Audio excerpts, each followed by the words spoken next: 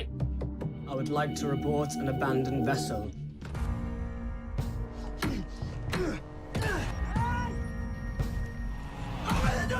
Welcome to Screen Recaps, and today we are going to recapping the movie The Boat. The film opens on the picturesque coast of Malta, where a fisherman prepares to set sail in his small boat. He carefully navigates through a water cave, emerging into the open sea.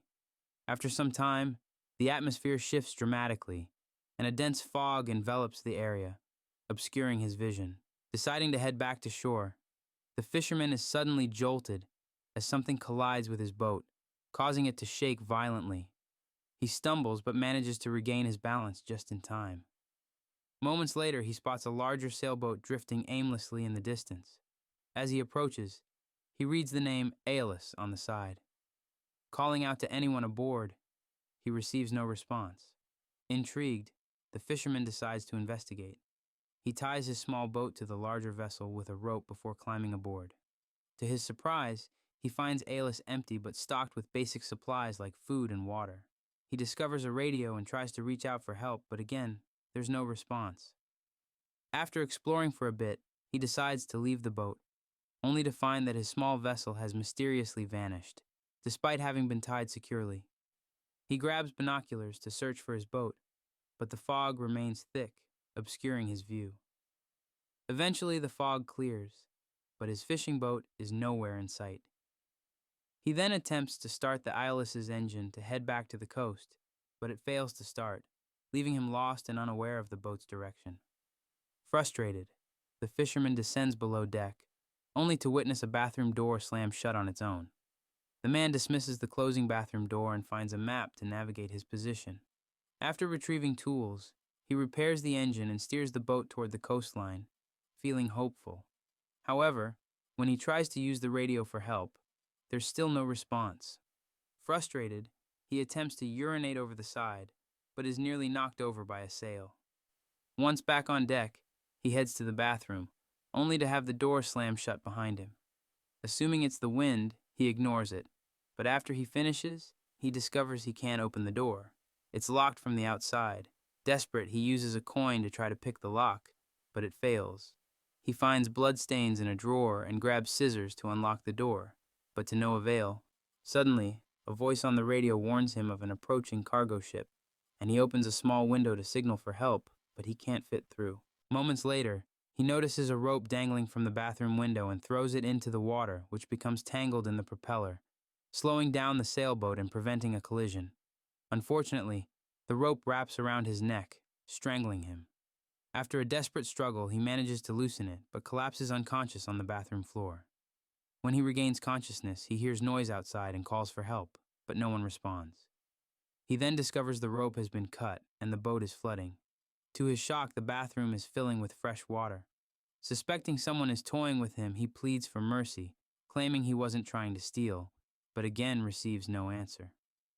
Dehydrated, he drinks the fresh water, but it soon stops.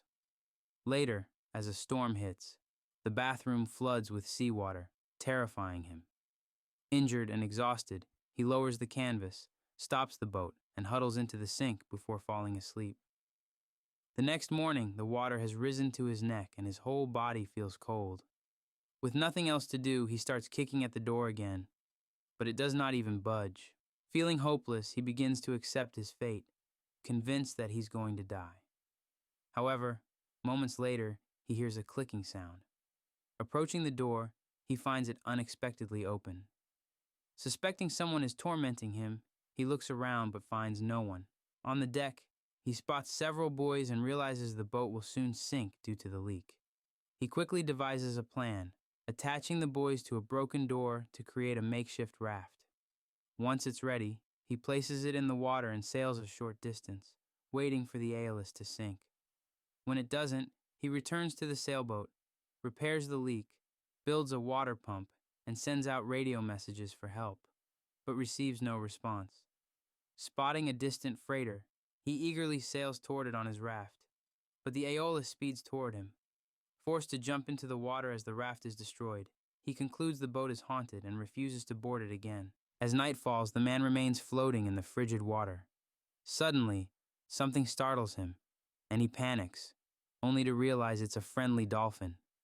A few more dolphins arrive, playfully jumping around him, offering a brief moment of joy. But then, the Aeolus reappears, scaring the dolphins away. Disappointed, the fisherman shouts for them to stay, but soon feels the cold creeping in. With no other choice, he climbs back onto the eerie boat. Exhausted, he heads to the bed, covers himself with a quilt, and falls asleep. The next morning, he wakes up feeling weak and drained. He notices the boat is speeding, but when he tries to step outside, the deck door is locked. A strange sound from the bathroom catches his attention, and he discovers a small, hidden hatch leading to a cramped storage space. As he enters, the hatch door slams shut, trapping him again. Terrified by distant footsteps, he struggles to escape. Desperate, he begs for mercy, weeping as the boat approaches a small town, his last hope of escape. His breathing grows labored in the confined space, and just as he nears unconsciousness, the hatch door opens automatically. The man suspects it might be another trick, yet he cautiously makes his way to the deck. To his astonishment, he finds the boat has docked near a town. Without wasting a moment, he leaps off the vessel. As he explores the strange town, however, grabbing an iron bar from the ground, he begins searching for the person responsible for his ordeal. But all he encounters are abandoned, decaying buildings and a few ships left in the harbor, devoid of life. Suddenly, he hears noises in the distance and sees the Aeolus preparing to leave. He hurries towards it, eager to discover its destination, but the boat vanishes into thin air, leaving him in shock. In the final scene, the man wanders aimlessly around the island, confused about his location. Eventually, he inexplicably arrives at the same spot he had left at the movie's beginning. To his disbelief, he sees his small sailboat, which had mysteriously disappeared days ago.